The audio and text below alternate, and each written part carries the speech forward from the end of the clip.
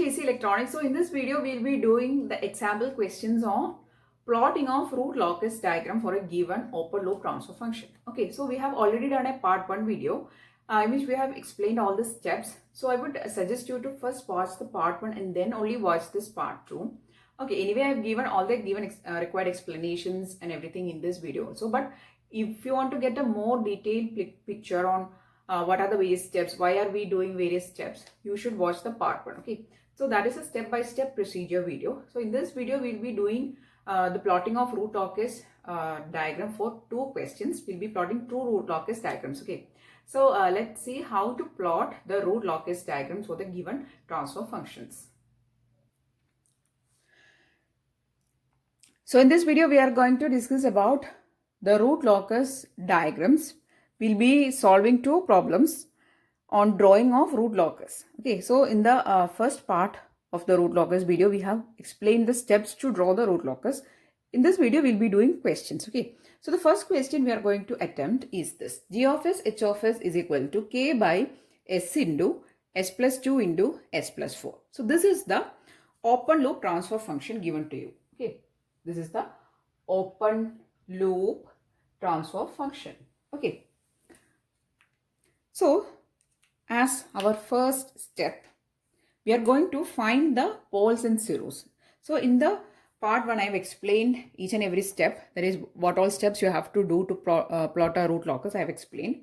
So in this, I'll be doing those steps to solve these questions or this open loop transfer functions root locus. Okay. So as step 1, we are going to find the poles and zeros here. So in order to find the poles, you have to equate the denominator to 0. That is denominator equal to 0. And in order to find the zeros, you have to take the numerator and equate that to 0. Okay. So poles, to find the poles, you have to take s into s plus 2 into s plus 4 is equal to 0. And by solving, you will be getting s is equal to 0, s is equal to minus 2, and s is equal to minus 4. Okay, so these are the pole values. So the poles are, you can write directly, the poles are s is equal to 0, s is equal to minus 2, and s is equal to minus 4. So these are the pole values. Now, how many number of poles are there? P, that is the number of poles, is equal to 1, 2, 3. Okay, so we have obtained that the number of poles is equal to 3. Now, let us see for the zeros.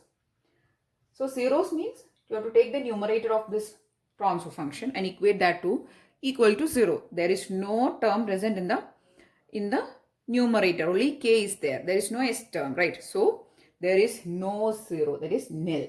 And z value, which is the number of zeros, is equal to actually 0. Okay. So, this much of things we have obtained by performing the step 1. And also we have to plot the poles and zeros, but before that we can actually do the step 2. Step 2 is finding the number of root locus branches. Finding the number of branches, and that is used or denoted using the letter n. That is equal to, here number of poles is 3, number of zeros is 0. So the number of root locus branch will be here equal to 3, which is the number of poles. Okay. Which one is greater? We'll take that. Here the number of poles is greater, so we'll take it. That much number of branches will be there in your root locus. Okay. Now we can start plotting. We'll first mark the S plane. First we have to mark the S plane. Okay. The real and the imaginary axis on this plane we have to mark. So I'll take sigma and minus sigma. This is the real axis. Then j omega and minus j omega. This is your imaginary axis. This is the real axis. This is the imaginary axis. Now let us mark the poles and zeros. There is only poles. There is no zero. So you have to mark the poles. One is at origin or at 0. Then one is at minus 2. I'll mark it here. Then one is at minus 4. Okay. So these are the values of poles. As there is no zero, there is no zeros, you have to draw on the S-plane. Okay, so this completes your step 1 and 2. And also we have found the number of branches. There is 3 branches. Okay, now let us move to the step 3, which is finding the portions on real axis which are part of the root locus branches, or finding the real axis root locus branches. Okay, so how we have explained while explaining the step is by taking the points. So we are going to take points to find whether a portion belongs to the root locus branch or not. Okay, so I'm going to take a point first here, then I'm going to count the number of poles and zeros after this point. 1, 2, 3. Totally 3 poles and zeros altogether present after this point. So the number is 3 and it is an odd number. So this portion belongs to the root locus branch. Okay. Then next we have to take a point here. Count for the number of poles and zeros after this towards the left. 1, 2. It is an even number. So this portion doesn't belong to the root locus branch. Okay. Then now take a point here. The number of poles and zeros after this point is only one pole at 0 or at origin. So the number is 1, which is an odd number. So this portion belongs to the root locus branch. So we have got the real axis root locus branches, which is in between -2 and 0 and from -4 to infinity, likewise this. Okay, so this is the real axis portions or real axis root locus branches. So we have sketched that. So here completes the step 3. Now we can move to the step 4. Step 4 is finding of angle of asymptotes and centroid. Okay, step 4. So step 4, first we are going to find the angle of asymptotes, then we'll be finding the centroid. Okay, so the angle of asymptotes, the equation is theta equal to 2q plus 1 into 180 degree by p minus z. What is p? P is a number of poles, where p equal to, for this case, for this question it is 3 and z is equal to 0. So what will be p minus z? It will be simply 3. Okay, so you can cancel it out. 3 here it is 60 degree. So the equation you can simplify as theta equal to 2q plus 1 into 60 degree. Now your q value varies from 0, 1 up to p minus z minus 1. Now what is p minus z? It is 3. Then 3 minus 1 is 2. So the q value varies from 0, 1 up to 2. So find the values of theta for q equal to 0, q equal to 1 and q equal to 2.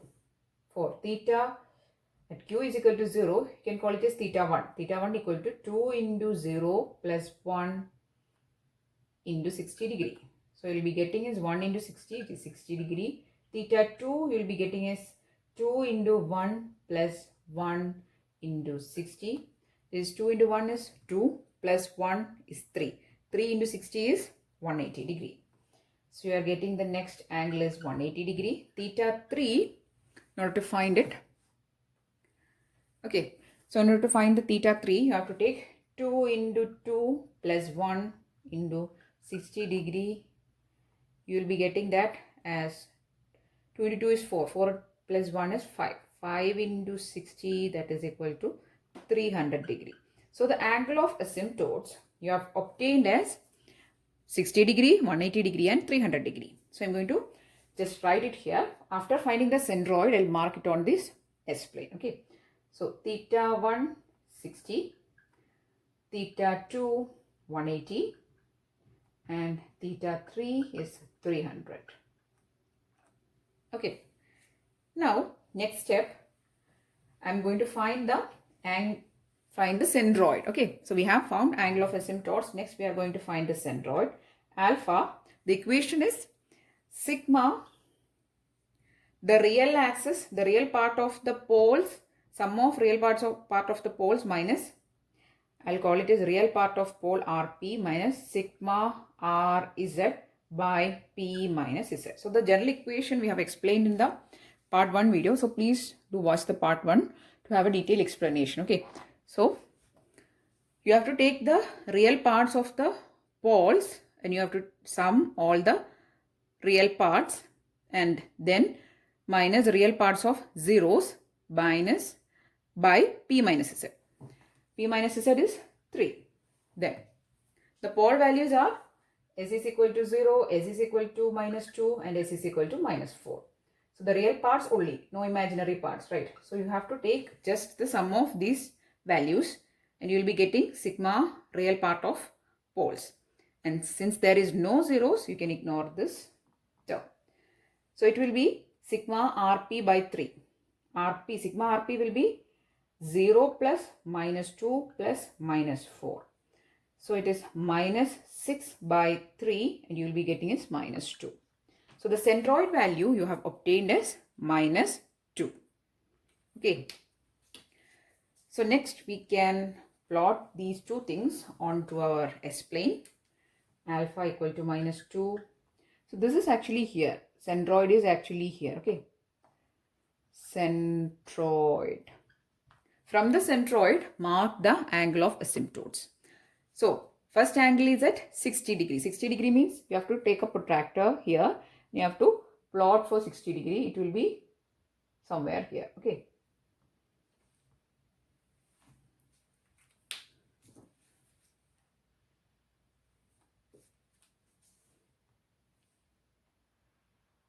Okay. So, I'll use a different color for plotting it. Okay. So, you'll get a 60 degree here. I'm drawing a rough diagram. Okay. So, this will be the asymptote for 60 degree. For 180 degree, it will be in this direction. Okay. 180 degree. Then for 300 also, it will be in this direction.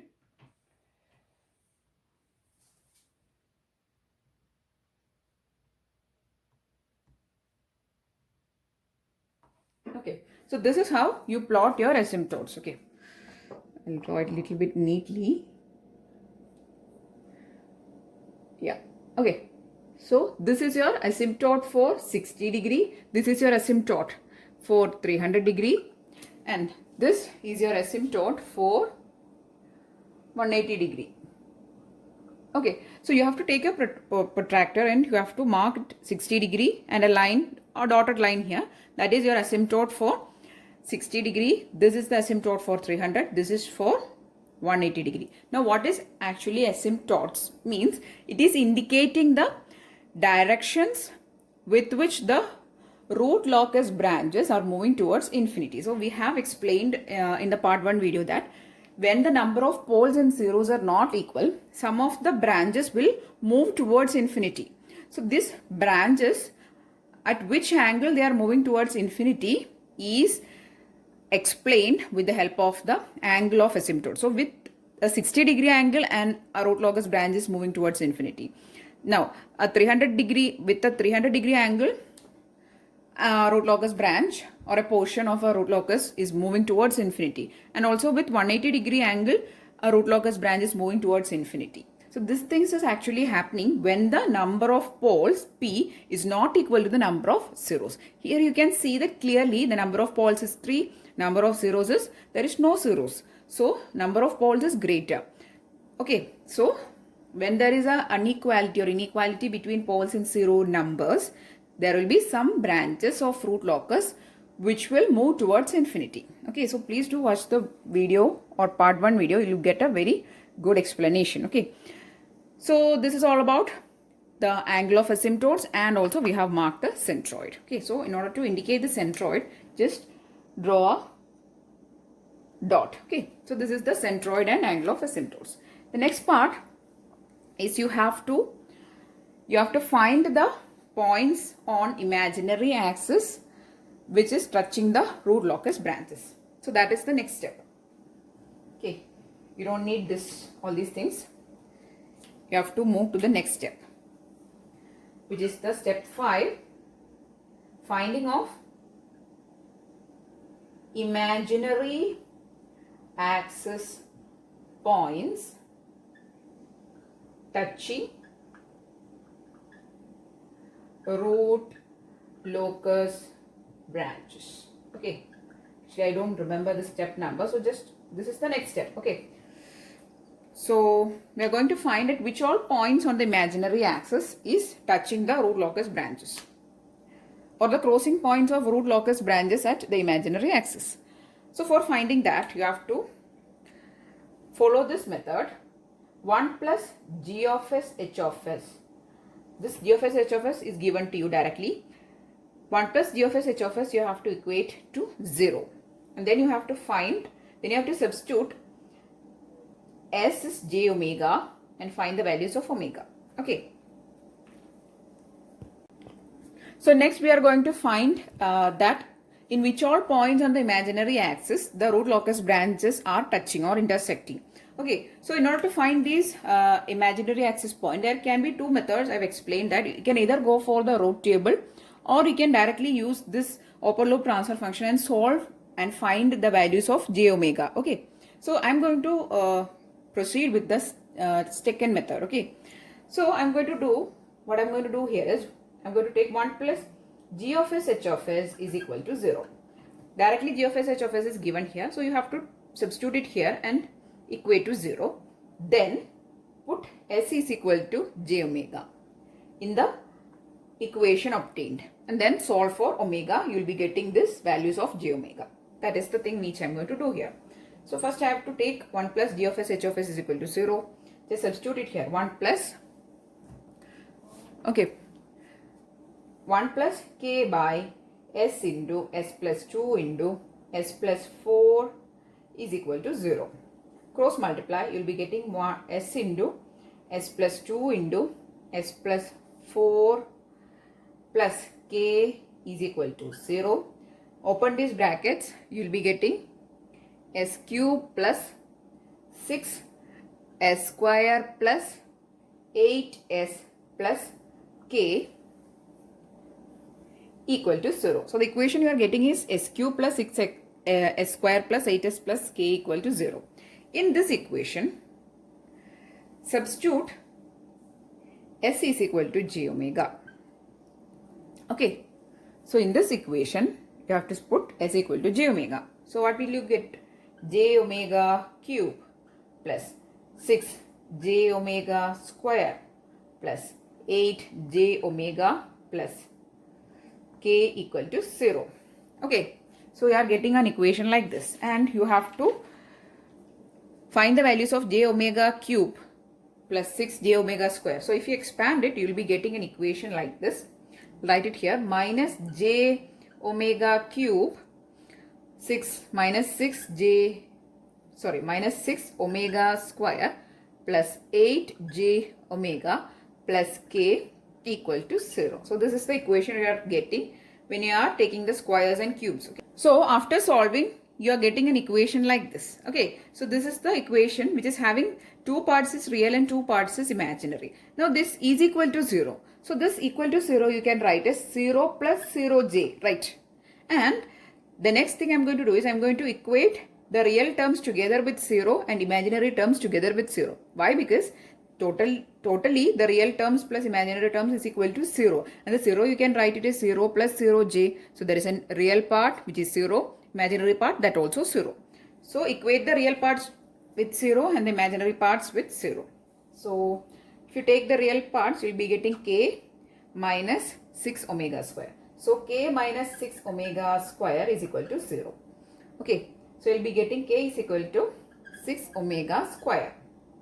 Okay, now take the imaginary parts, you will be getting 6 omega minus 6 omega cube plus 8 j omega equal to 0. Or if you take this term to this side, you will be getting plus 8 j omega is equal to j omega cube can cancel out this omega, and this omega cube will be getting omega square. J and j get cancelled. You will be getting omega is equal to square root of 8, right? I hope you can see it. Okay.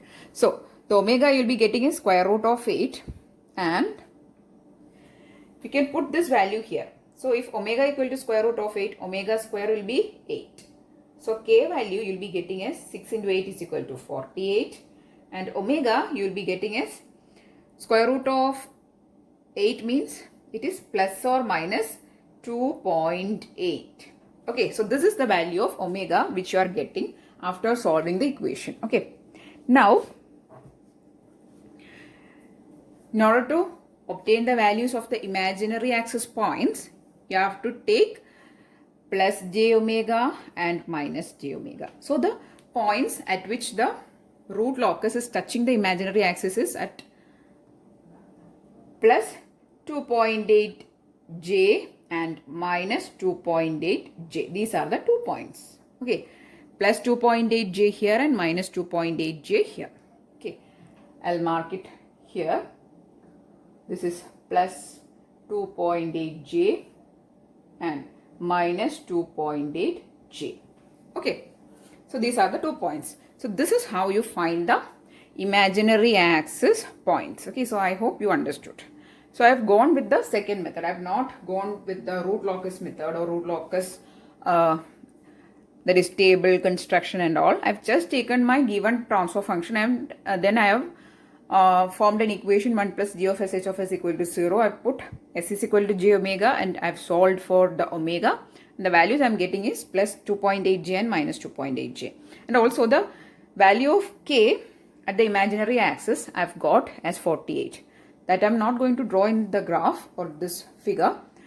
It is not required, but you should know that k in the imaginary axis, the value of k is 48. Okay, also we have marked the points plus 2.8 j and minus 2.8 j. Okay, so this much of the root locus drawing we have done. Next is finding of break-in points and breakaway points. Okay, so I'm going to remove all these things. This much. Okay. Next we are going to check whether break-in points or breakaway points are present or not. So first we'll look for breakaway points. Breakaway. So if there is any two poles together and that is a root locus branch, means there is a breakaway point. Two poles. In between two poles, if there is a root locus branch, then that is a breakaway point. Then break-in point, its condition is in between two zeros, if there is a root locus branch, then that is a break-in point.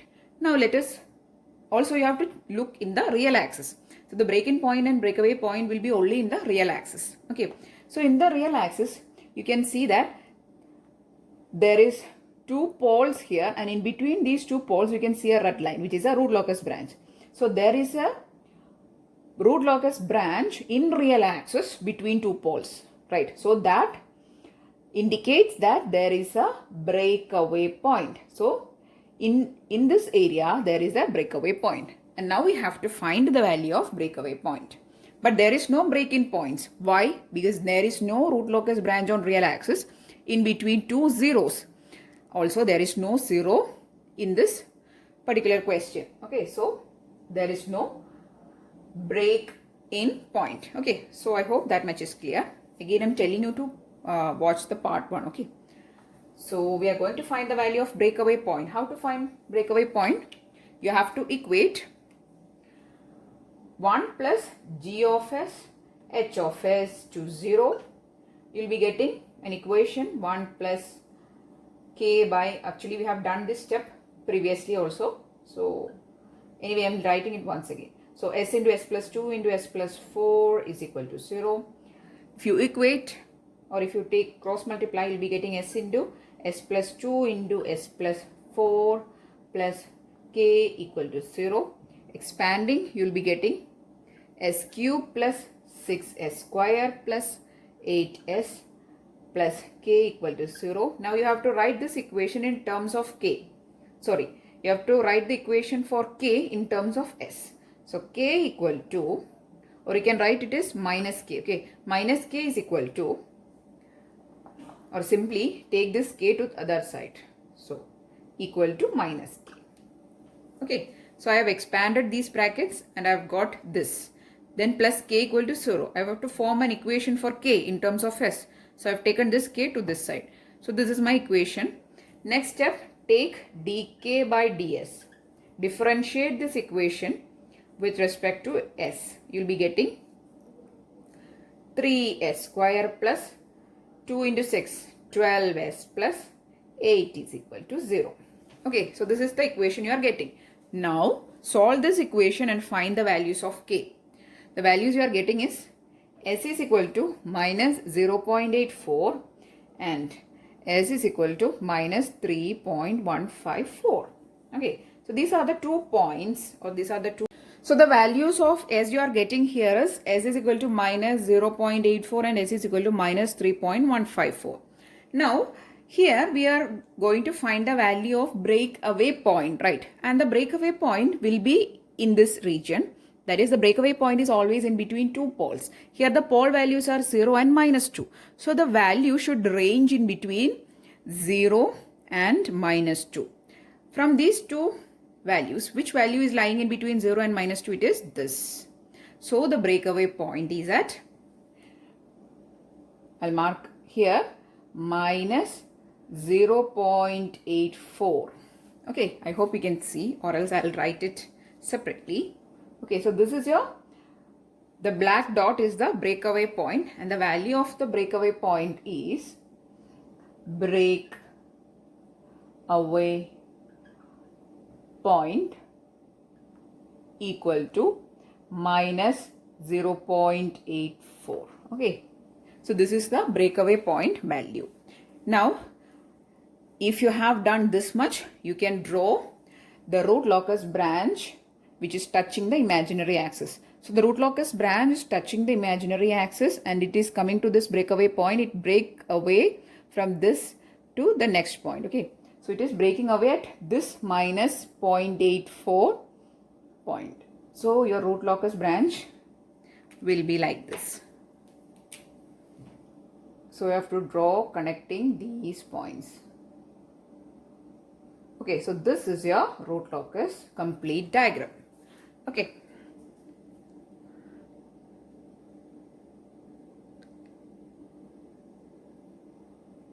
Yeah, so this is your root locus complete diagram. So we have marked the root locus branch which is touching the imaginary axis also. Okay, so I'm hoping that you understood how to do the root locus question. So this was one question. Next we are going to do one more question which is of the same kind. Okay,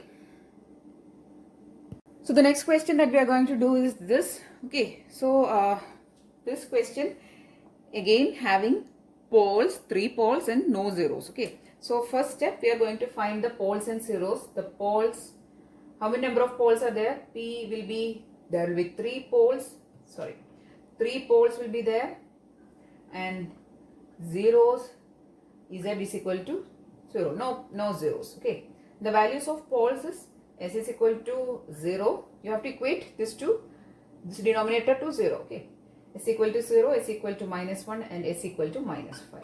Okay, as the next step I am going to draw it on the S plane. And also before drawing that to the X plane, we can also find how many number of branches will be there in the root locus. Number of branches n will be equal to P here, since number of poles, P is greater than Z. Okay, so n equal to P equal to 3. There will be 3 root locus branches. Okay, so we can draw the root locus sigma minus sigma, j omega and minus j omega. Now we can mark the poles and zeros. Pole here at 0, at minus 1 and at minus 5. Okay, so we have done this much. We have found the number of branches and also we have found the values of poles and zeros. Okay, next we can see the root locus branches, or we can mark the root locus branches in real axis, that is the next step. For that, we have to take points. First, I'm going to take a point here. Then I'm going to count the number of poles and zeros after this point, which will be here 1, 2, 3. So this is a part of the root locus, or this portion is a part of root locus branch. Then take a point here. After this point, towards the left side, the number of poles and zeros is 2. It is even number, so this portion is not root locus branch. Okay.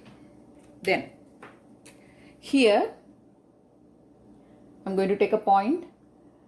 After this point or towards the left, there is only one pole. It is an odd number. So that portion belongs to the root locus branch. Okay. So the real axis, in real axis, this portion and this portion are root locus branches. So that much we have obtained. So we have marked the real axis root locus branches also. Next step is to find the centroid and angle of asymptotes. First I am going to find angle of asymptotes. The equation is theta is equal to 2q plus 1 into 180 degree by p minus z. General equation is this. In this general equation I am going to substitute p and z values. P is 3, z is 0, so it will be 3. So 3, 180 getting cancelled, it is 60 here. Q value varies from 0, 1 up to p minus z minus 1. Okay, I'll write it once more. So the Q value, I'll write it here. Okay, Q value varies from 0, 1 up to p minus z minus 1. So p minus z is 3. 3 minus 1 is 2. So it varies from 0, 1 to 2. Okay, substitute value for Q is 0, 1 and 2. You will be getting theta 1 is equal to 60. Same as the previous question. So I am writing it directly. Theta 1 is 60. Theta 2 is equal to 180 degree. And theta 3 you are getting is 300 degree. So these values you are getting while putting Q equal to 0, Q equal to 1 and Q equal to 2 in this above equation. Okay. So you are getting the values of theta 1, theta 2 and theta 3 as 60, 180 and 300 degree. Next we need to find the centroid. Alpha equal to sum of real parts of the poles minus sum of real parts of zeros by p minus z. So p minus z is 3. There is no 0, so there is no real part also. Sum of real parts of poles is, what are the poles here? Poles are s is equal to 0, s equal to minus 1 and s equal to minus 5. Real parts only. So take the sum of these three values. You will be getting 0 plus minus 1 plus minus 5. You will be getting minus 6. Minus 6 by 3 is minus 2. So the alpha or the centroid value you are getting is minus 2. Okay. So here if it is minus 1, I am going to mark this point as my centroid, which is minus 2. From the centroid you have to mark the angle of asymptote lines. So one line is at 60 degree, one is at 180 and one is at 300. So I am going to mark the asymptote lines. So this line corresponds to the 60 degree asymptote. This line corresponds to 300 degree. This line corresponds to 180 degree. Okay. So these are the asymptotic lines.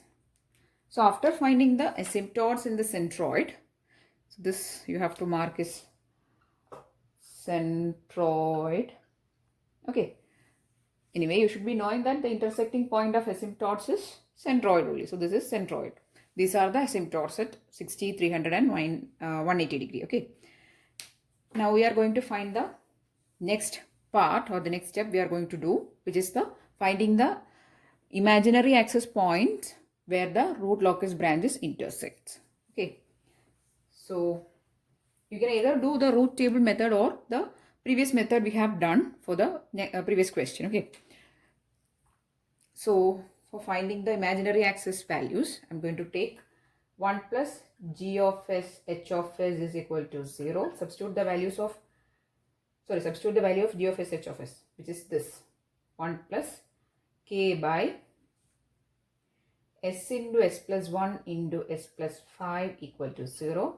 Cross multiplying s into s plus 1 into s plus 5 plus k equal to 0.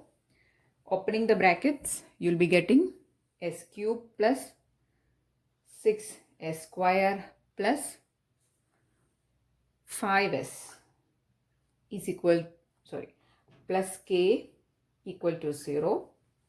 Now put s is equal to j omega, because we need to find the imaginary axis value, right? So we need to find the j omega values. So put s equal to j omega in this equation. You'll be getting j omega cube plus 6 j omega square plus 5 j omega plus k equal to 0. Okay, so this is the equation you are getting.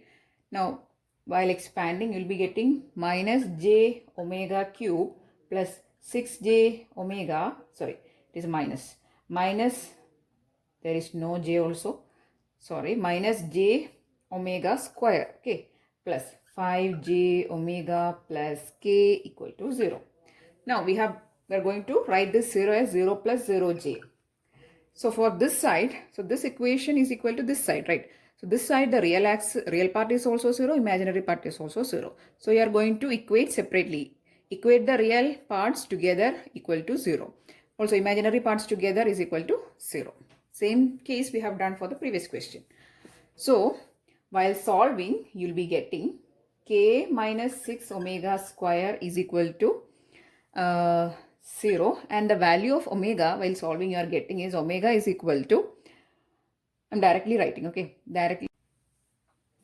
So I'm going to directly write the value here. So for omega, you'll be getting omega is equal to plus or minus square root of 5j. Okay, values are at plus square root of 5j and at minus square root of 5j. These are the intersecting points with the imaginary axis. And I hope that you understood how the method is, or the procedure is to find the value of imaginary axis points. Just to take 1 plus g of s h of s equal to 0, then form an equation, put s equal to j omega, you'll be getting the value of omega. Okay, now I'm going to now find the next thing. So we have found the imaginary axis point also.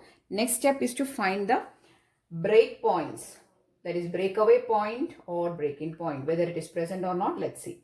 Here also break in point. So these 2 points we have to first check whether it exists or not. If yes, we have to find it. So breakaway point we have to look. So the breakaway points exist in between 2 poles. On real axis there are 2 poles. So there is a breakaway point here, but there is no break-in point since there is no root locus branch between 2 zeros. So there is no break-in point. So we have to find the breakaway point. Those values will be in this range, that is 0 to minus 1. Now to find the breakaway point, you have to take 1 plus g of s h of s is equal to 0. So you have to take an equation. So first you have to substitute it here. 1 plus k by s into s plus 1 into s plus 5 equal to 0, and cross multiply and simplify.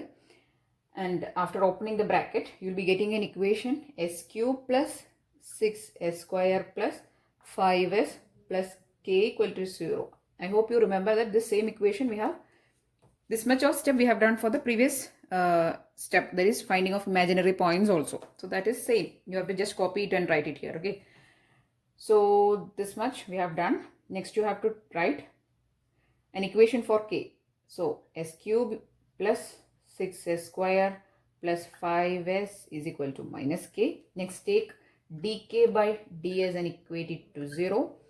So first take dk by ds. You'll be getting 3s square plus 12s plus 5 equal to 0.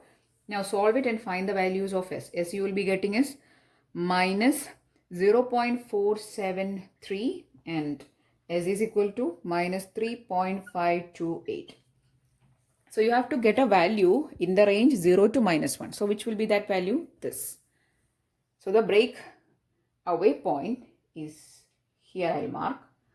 That is at, Okay, I'll mark the value here. Minus 0.473 is the breakaway point. Okay, breakaway point. So the next step is to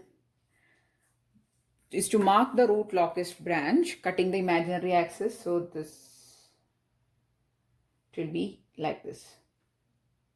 Okay, so this is the root locus branch which is cutting the imaginary axis. Okay, and this completes the process of drawing of root locus for this given open loop transfer function. So in this video we have actually done two questions. So I hope that you understood how to plot a root locus. We have done all the steps. So in this video we have done two questions on plotting of root locus branches. Even though two questions was actually of same format, I hope that you understood the concept of drawing of root locus. That is the various steps. First step to find the poles and zeros, and then finding the number of root locus branches, then marking the root locus branches on real axis, then finding the points of intersection on imaginary axis, then finding of centroid point, marking the angle of asymptotes, then breakaway points, break-in points, their concepts and how to find them actually. So all these things we have discussed in this video. And also I would suggest you to watch the part 1 only, then you will get a very good picture. Otherwise you will be not getting the picture of how the steps are coming, what are actually we doing in these various steps. Okay, so in this video I have only done the question related given or required things. But in the first part on the step video of root locus, I've explained each and every step, what all things we are doing and why we are doing all those things I've explained. Okay, so watch the part 1. If you have not watched that, first watch part 1 for your reference. Okay, so if you found the video useful, please do give it a thumbs up and also share it with your friends. A lot of people are actually asking for the root locus video. Here it is. So please do share it with all your friends who are studying control system, because this is a short question. Okay, and if you want more videos, please do subscribe to the channel. Thanks for watching and keep on watching.